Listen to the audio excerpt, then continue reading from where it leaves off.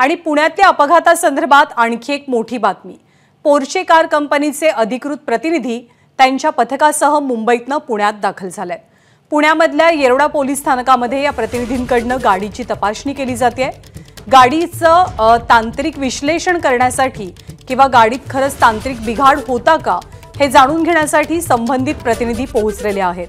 पुणे आरटीओचे अधिकारी सुद्धा येरवडा पोलीस स्थानकामध्ये दाखल झालेत। हीच ती पोर्शे गाडी आहे ज्या गाडीनं अपघात घडून दोघांचा मृत्यू झालेला होता। मिकी घई सध्या आपल्या सोबत आहेत। मिकी, पोर्शेच्या अधिकाऱ्यांचं जे पथक आलंय किंवा जी टीम आली आहे ती नेमकी कशाची पाहणी करणार आहे? ज्ञानदा, जर आपण बघितलं तर सुरुवातीला असे देखील आरोप झाले की या पोर्शे गाडीमध्येच काहीतरी बिघाड होता आणि त्यामुळे अशा पद्धतीने जोरदार ही धडक त्या ठिकाणी झाली।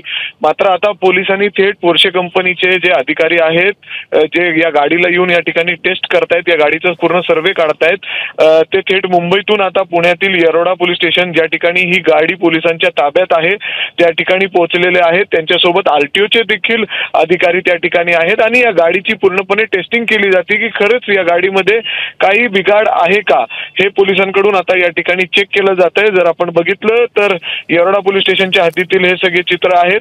त्या ठिकाणी गेले अर्धा तासहून अधिक काळ झालेला आहे। ही टीम या ठिकाणी या गाडीचं पूर्ण चेकिंग करतायत आणि काही वेळातच हे रिपोर्ट देखील या ठिकाणी देतील, कारण की ही गाडी जी आहे ती पूर्ण ऑटोमॅटिक गाडी आहे। त्यामुळे अशा पद्धतीने ही टीम थेट मुंबईतून पुण्यातील येरवडा पोलीस स्टेशन ज्या ठिकाणी ही गाडी पोर्शे गाडी पोलिसांच्या ताब्यात आहे त्या ठिकाणी पोलिसांच्या निगराणीत ही पूर्ण टेस्ट केली जाते। मिकी, किती महत्त्वाचा असेल हा रिपोर्ट या संपूर्ण प्रकरणात?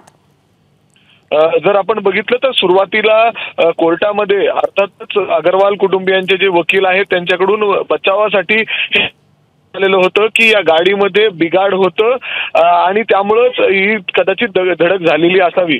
मात्र पोलिसांनी त्यासाठी देखील आता पूर्ण व्हेरीफाय करण्याचं ठरवलेलं आहे आणि त्यासाठीच इथं थेट कंपनीचे जे पोर्शे कंपनीचे जे ऑफिशियल लोक आहेत त्यांनाच या ठिकाणी बोलवण्यात आलेलं आहे। मुंबईतून ही खरं टीम दाखल झालेली आहे। अर्थातच ते पूर्ण रिपोर्ट देऊन जातील असं म्हणलं जातंय, कारण गेले एक अर्धा ते पाऊण तास झालेला आहे ते या ठिकाणी या गाडीतले सगळे जे इम्पॉर्टंट पार्ट्स आहेत ते चेक करतायत की योग्य पद्धतीने ते ऑपरेट होत आहेत ना।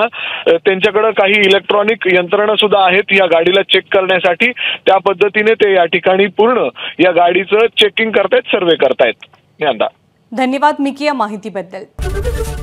एबीपी माझा, उघडा डोळे बघा नीट।